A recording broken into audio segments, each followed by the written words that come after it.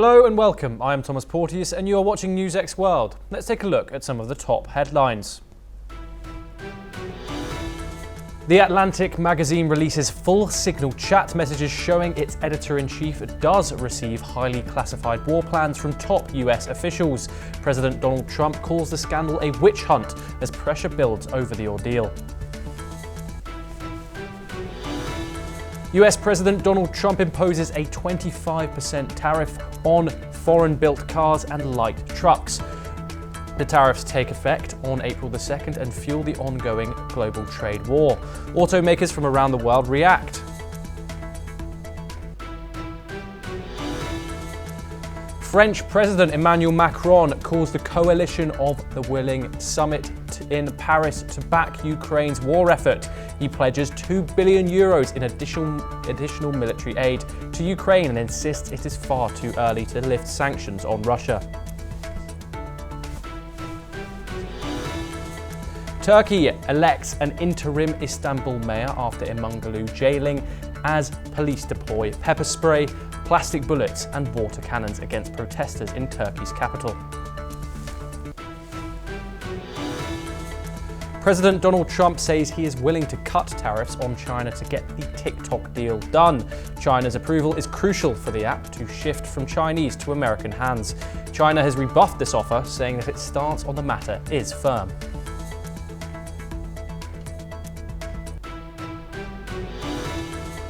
Wildfires in South Korea double in size, with 27 people now dead. Historic sites burn amidst the flames, with over 80,000 acres now destroyed.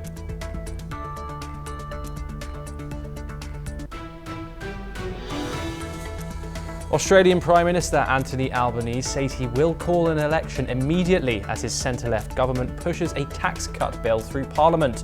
The Australian opposition vows to halve fuel excise and repeal the bill. North Korean leader Kim Jong-un supervises the test of suicide drones equipped with artificial intelligence technology.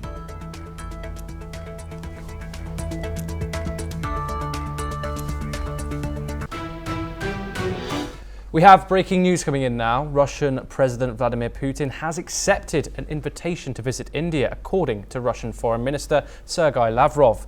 Speaking via video at the Russia and Indian towards a new bilateral agenda conference, Lavrov confirmed that India is making preparations for Putin's visit. The conference, jointly hosted by the Indian Embassy in Russia and the Russian International Affairs Council, highlights the growing cooperation between the two nations. While exact dates for Putin's visit are yet to be announced, officials emphasize its significance, strengthening diplomatic and economic ties. This will be Putin's first visit to India since the Ukraine war began, amid global geopolitical shifts.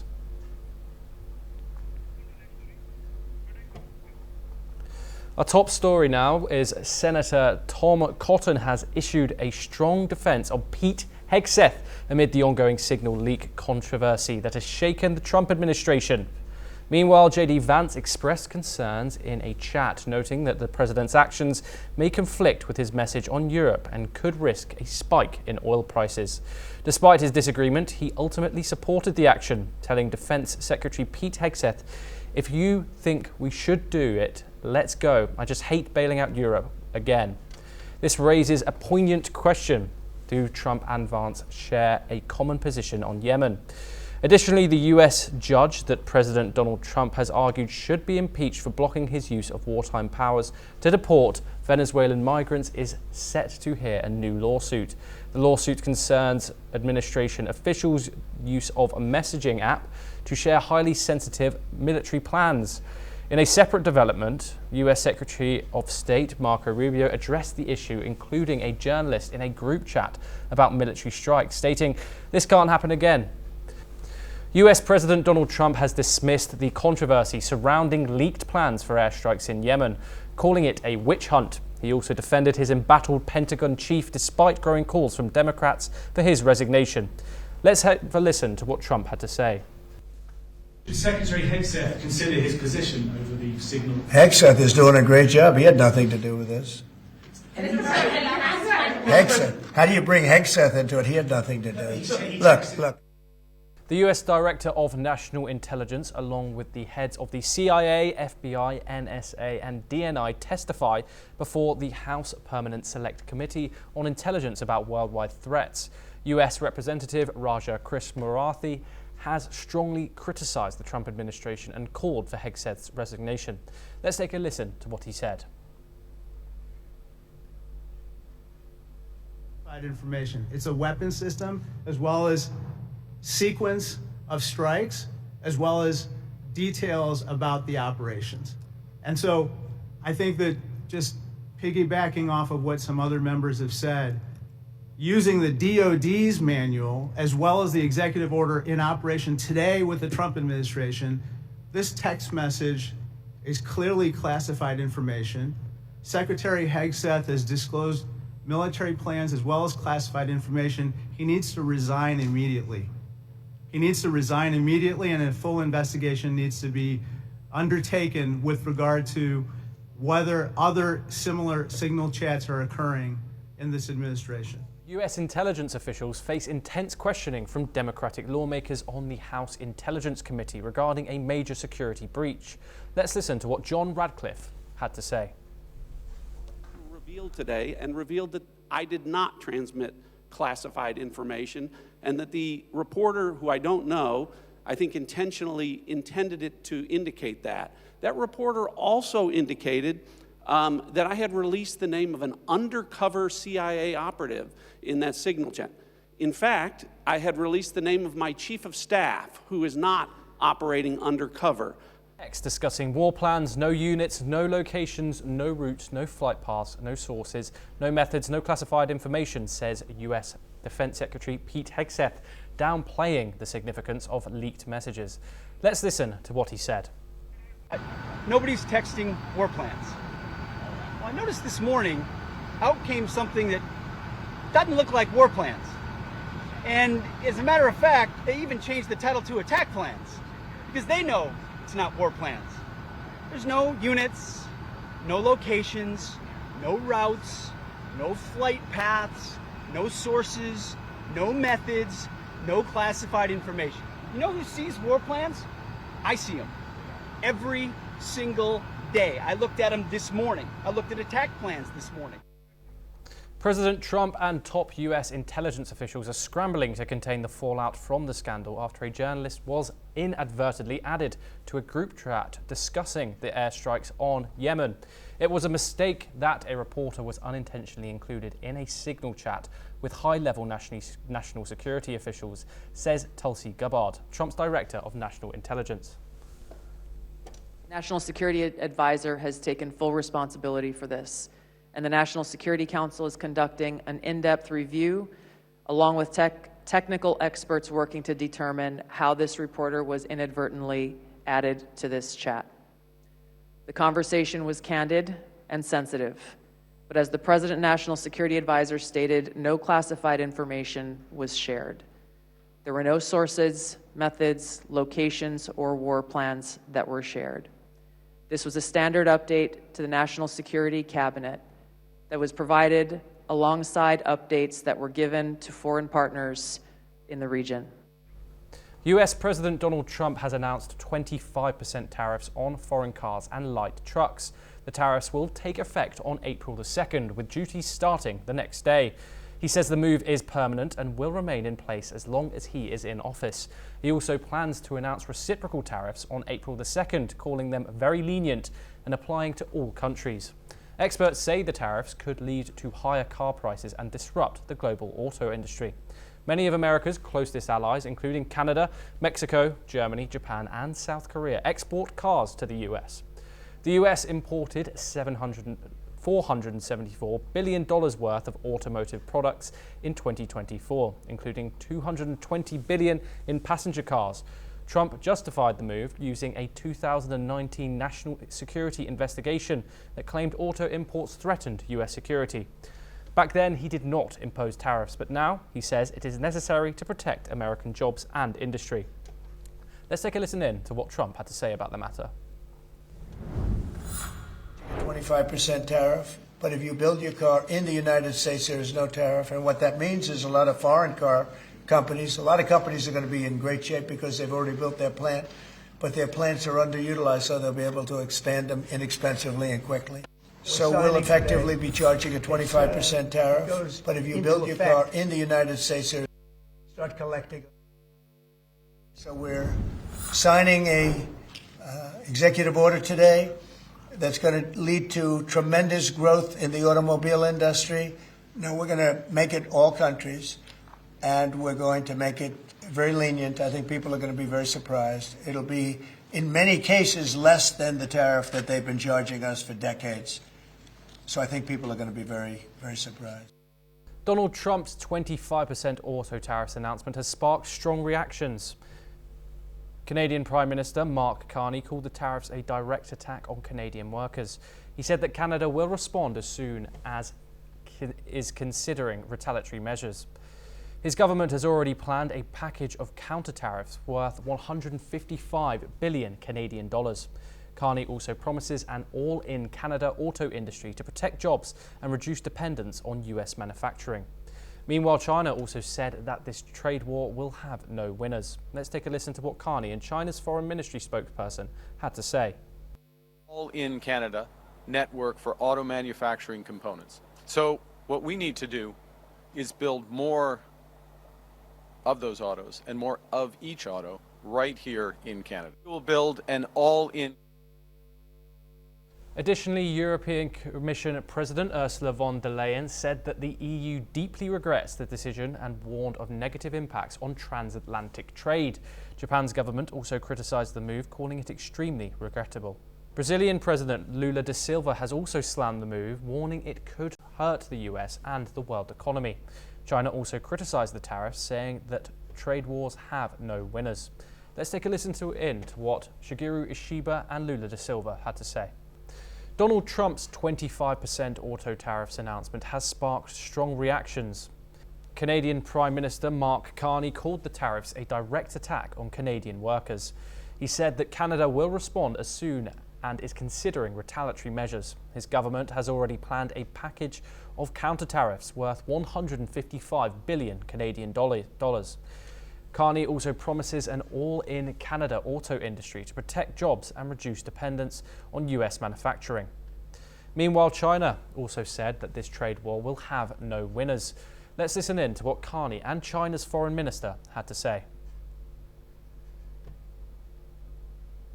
An all-in Canada network for auto manufacturing components. So what we need to do is build more of those autos and more of each auto right here.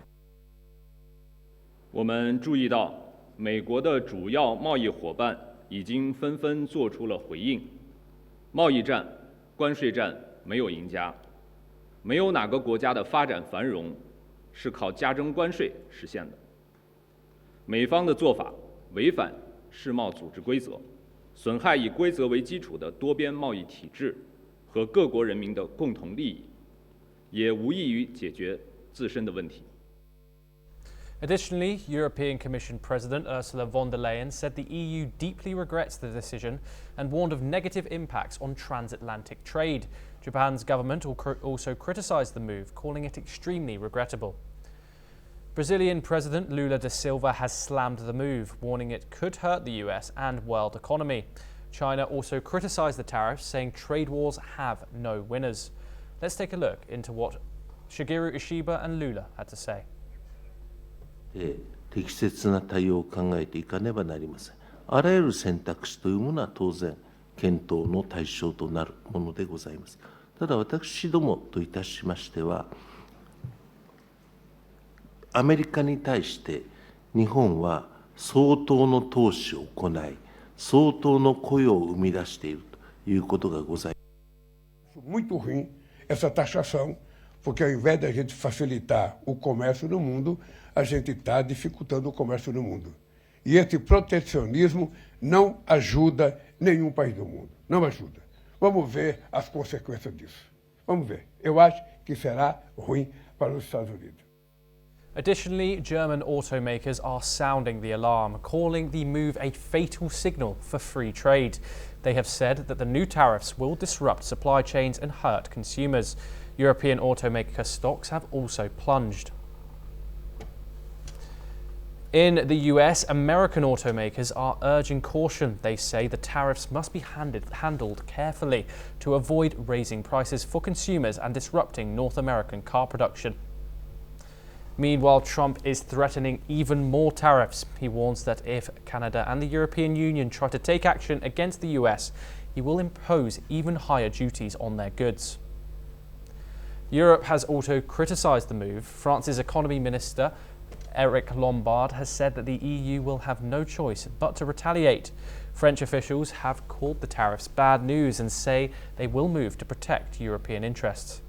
In the UK, Finance Minister Rachel Reeves has said that the UK will continue talks with the US, but won't rush into a retaliation. Germany is also calling for a strong response. The economy minister says that the EU must show strength and not give into US pressure. As trade tensions rise, the world is watching to see if this escalates into a full-blown trade war.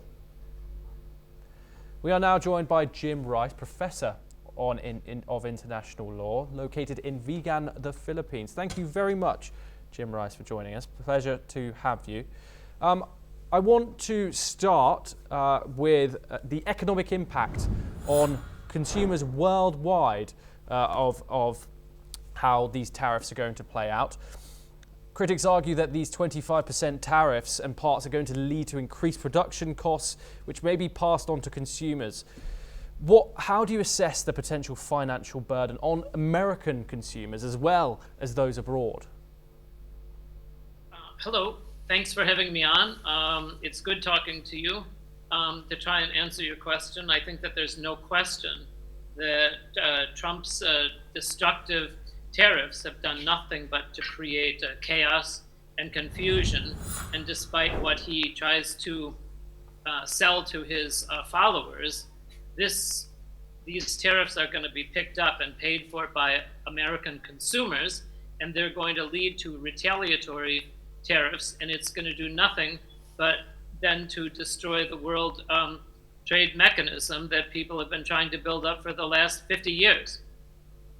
Jim, it seems like Trump is using these tariffs as sort of a bargaining chip, not just necessarily in trade, but also in things like immigration, in the traffic of fentanyl, which he's cited in the past for China and Mexico.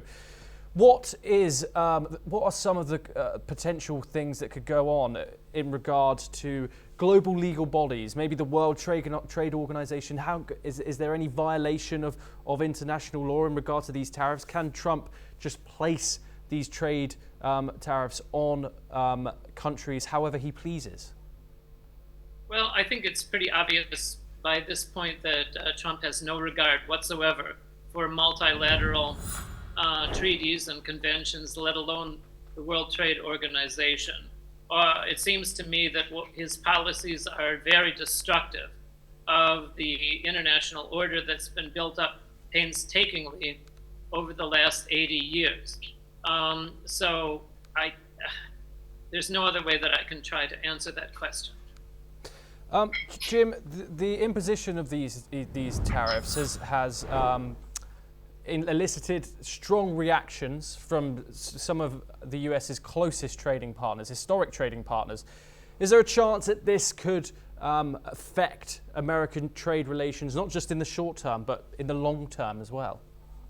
Absolutely right. There's no question about that. What Trump is doing is eviscerating relations, not only in terms of trade and business, but in terms of tourism, in terms of person-to-person contacts, in terms of diplomatic contacts. I mean, Trump is basically taking Elon Musk's chainsaw and trying to destroy what has been built up ever since 1945. And Jim, why has Trump targeted auto parts specifically?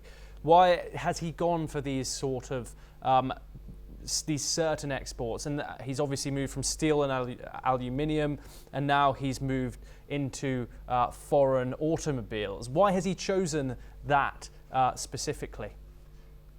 Well, I don't read too much into Trump's strategic thinking. I really believe that since we've known this man for the past 8 to 10 years, I really think that he does the kinds of things that he hears about, moments ago from Fox News and right-wing propaganda channels. I really don't think that there's a point in over-reading too much into what Trump does. I want to also, we're going to cover this later, but there has been, Trump has spoken out about this possible TikTok deal that's going to go through, and also a chance that China might have in avoiding some tariffs if they were to approve of TikTok to the sale to the US. What can you say about the bargaining style of Trump when it comes to these tariffs? Well, in a larger sense, what Trump is trying to do is to try to wreck the rule of law. As I recall, prior to the election, there was a constitution, there was a law signed by Congress and passed by the president forcing TikTok to be sold. When Trump got into office, he ignored this. And as far as what I can see, Trump is ignoring the law. He's ignoring Congress. Jim, is there no kind of checks and balances which prevents Trump from executing these tariffs on his closest historical trading partners? Well, I really think that what Trump is, first of all, it's quite obvious that he's ignoring Congress altogether. The pretext for the tariffs against Mexico and Canada were the issue of fentanyl, which now turns out to be completely false because he subsequently stated that his intention is to try and relocate manufacturing plants in the United States. So even by his own admission, Trump is basically lying to our foreign trading partners, lying to Congress, and lying to the American people. Jim Rice, thank you very much for joining us. We now move to more news, this time breaking from China. China has slammed new US tariffs on imported vehicles, calling them a violation of WTO rules. Beijing warns that the move won't help Washington's economic woes and risks escalating global trade tensions. The 25% tariff unveiled by President Trump takes effect on April the 3rd, adding to existing levies on steel, aluminium, and imports from key trading partners. Chinese Foreign Ministry says no country prospers through tariffs and urges the US to reconsider. 我们注意到，美国的主要贸易伙伴已经纷纷做出了回应。贸易战、关税战没有赢家，没有哪个国家的发展繁荣是靠加征关税实现的。美方的做法违反世贸组织规则，损害以规则为基础的多边贸易体制和各国人民的共同利益，也无异于解决自身的问题。 We stay on the topic of US-China relations, where China has dismissed US Donald Trump's suggestion of lowering tariffs to secure Beijing's approval for TikTok sale. Foreign Ministry spokesman Zhuo Jiakun reaffirmed China's opposition to additional tariffs, maintaining its consistent stance. This is what he had to say in his reply to Trump's offer.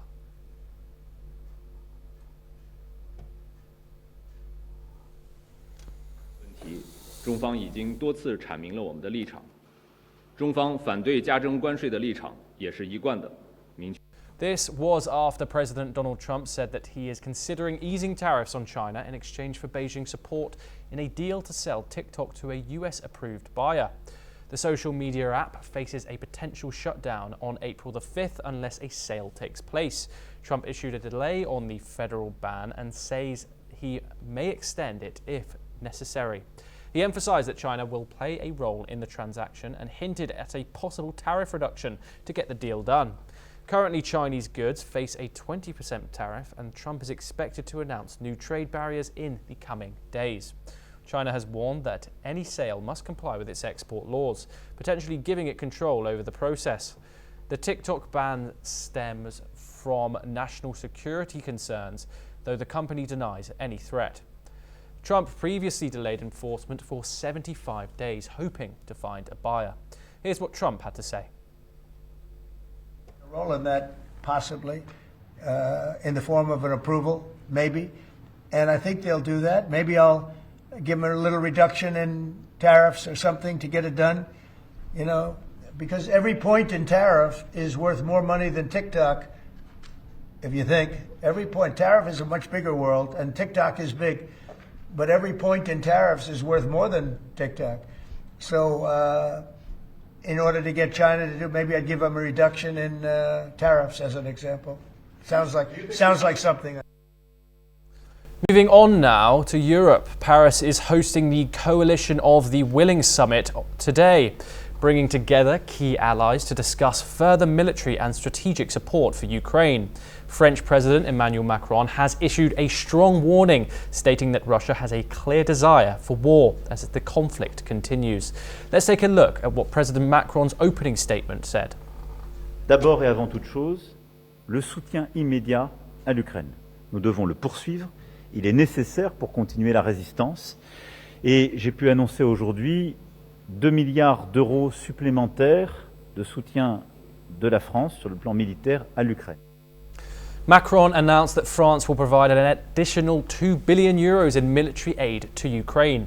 He also stressed that Russia must accept a 30-day ceasefire without any preconditions, reinforcing Europe's commitment to Kiev. Let's take a listen to what he said. Je vois un pays qui a été agressé, qui a déjà fait un geste d'accepter un cessez-le-feu sans condition de 30 jours, et de l'autre côté, l'agresseur qui lui met des conditions et n'a même pas accepté cela. On ne va pas lever les sanctions. Ou alors ça veut dire qu'on part en capilotade. Donc non, la question des sanctions viendra, mais elle viendra en temps voulu, dans le règlement d'une paix solide et durable. The French president hinted at the possibility of European forces being deployed in Ukraine to deter further Russian aggression. However, both Macron and Ukrainian President Volodymyr Zelensky emphasized that it is still too early to discuss the specifics of any potential foreign troop presence. Here's President Zelensky's official statement. Передусім для того, щоб контролювати ситуацію, моніторити ситуацію, проводити спільні тренування, а також забезпечити, унеможливлювати будь-які бажання Росії повернутись з тією чи іншою хвилю агресії. Ще які інструменти у цього континенту на морі, в повітрі, я маю на увазі в небі, або boots on the ground, поки що зараз. Macron also ruled out easing sanctions on Russia at this stage, signaling that pressure on Moscow will remain high. As world leaders gather in Paris, the summit is expected to shape the next phase of support for Ukraine. Let's hear what President Macron said about Russia. Loin de prouver qu'elle veut vraiment la paix, la Russie continue de fait, jour après jour, de frapper intensément le territoire ukrainien, y compris des cibles civiles. Ces frappes, nous les condamnons et elles doivent absolument cesser. Moving on now, Russia has launched a new wave of drone attacks on Ukraine, causing widespread damage and injuries. In the city of Dnipro, a late-night strike injured 3 people and triggered fires. Over 10 high-rise buildings were damaged, along with several cultural and educational facilities. Meanwhile, in Kharkiv, a mass drone assault injured at least 9 people. The attack caused multiple fires in the city centre and extensive damage to buildings. Kharkiv's mayor reports significant destruction, including a critical boiler station, leaving many without heating. Ukraine's air forces confirmed that Russia fired 86 drones and 1 missile in these overnight strikes. The attack continued to target Ukraine's key cities, intensifying the ongoing conflict. Доволі масово, від 10 до 15 вибухів було на території міста Харкова. Зараз оглядаються місця влучань, це дуже велика територія. 2 райони були під ударами, Київський район, Слобідський. Будинків розтрощена повністю котельня, яка була основною для цього мікрорайону, і мешканці цих будівель залишилися без теплопостачання. We are now joined by Gilbert Doctorow, Russian affairs expert located in Brussels. Gilbert, thank you very much for joining us. Obviously today is once again a reconvening of the coalition of the willing, which is about 30 countries, mostly Europe-based, some NATO members, Canada. Given that, does Moscow view this as a legitimate defence measure by sovereign nations or as a provocation, would you say? Neither. It views it, as I do, as a greeting, as a meeting of the delusionals. What Mr. Macron has said is utterly delusional. And the only consequence of this meeting and of the rejection of the terms of the ceasefire on the naval commerce in the Black Sea, which was concluded on Monday, the rejection by the EU spokesman yesterday, will be the hollowing out of NATO, its evisceration, to be followed by the collapse, the implosion of the EU institutions. Why do I say that? Because every provocation by Mr. Macron, by Ursula von der Leyen, from from Kallas, the foreign ministry spokesman for the EU, these provocations are giving reason for the administration of Donald Trump to leave NATO, which it probably will do. You cannot defy the United States, as Macron is doing, as the EU is doing, as Merz is doing in Germany, and expect nothing to happen, expect no consequences. The consequences will be clear in a matter of days or weeks, and that will be the US leaves NATO. French President Emmanuel Macron, I want to stick on this discussion for the moment, but he's proposed deploying European force in Ukraine to respond if it was attacked by Russia. How does Russia perceive this proposal, and what actions might Moscow consider in response to such a deployment? This was stated very clearly by the Foreign Ministry, by Sergei Lavrov. They view it as laughable. The United States will not support it, and without American support, anything that Europe does, starting with Mr. Macron, has no chance of succeeding. Anyone who is sent by Macron or other European nations to supposedly defend Ukraine on Ukrainian territory, they will be slaughtered. Slaughtered, as already has been stated by the Ministry of Foreign Affairs of Russia. They will be considered legitimate targets for Russian missile strikes and other devastating actions. So Macron is heading Europe into what would be the Third World War if he had US backing. But since he has no US backing, he's heading Europe into self-destruction. How are you analysing Trump and Putin's relationship at the moment?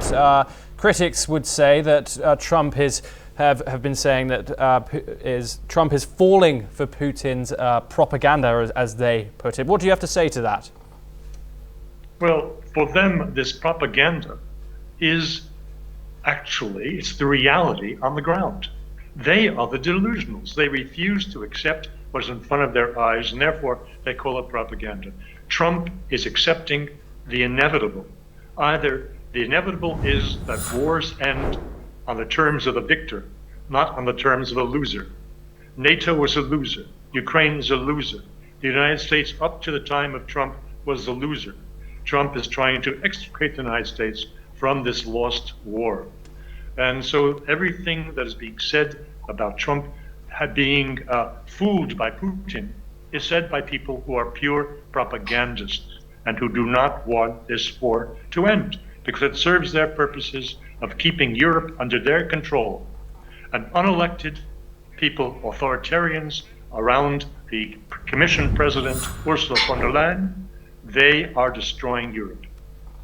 Gilbert Doctorow, thank you very much for joining us. We now move on once again to some more breaking news, where in South Korea they are preparing for an emergency response as US tariffs imported on vehicles announced by President Trump are set to impact the nation's auto industry. Industry Minister Ak Gun-jen says the government will take action by April, including potential financial aid, market diversification and discussions with the US to limit damage to South Korean auto firms. The 25% tariff is part of a growing global trade tension. We move on once again, more from the Indo-Pacific. Russia is preparing for a visit by North Korean leader Kim Jong-un, according to Deputy Foreign Minister Andrei Rudenko. The visit is the preparatory stage, following discussions that begin in November 2024 during DPRK Foreign Minister Cho Son-hui's trip to Moscow. Rudenko highlighted that Russia and North Korea have big plans and emphasized that ongoing negotiations and exchanges of visits. Additionally, Russian Foreign Minister Sergei Lavrov is set to visit North Korea to continue strategic talks. This announcement follows a recent visit by Russian security official Sergei Shoigu to Pyongyang, where he delivered a message from President Putin and briefed Kim Jong-un on the situation in Ukraine, after Rudenko's own diplomatic trip a week earlier. France's Foreign Minister Jean-Noël Barrot has called on China to play a key role in urging Russia to come to the negotiating table over Ukraine. Barrot made the appeal during talks in Beijing with Chinese Foreign Minister Wang Yi. The two leaders discussed boosting ties between France and China with a focus on Ukraine's peace process. Barrot emphasized that China could help bring Russia to the table with serious proposals for peace.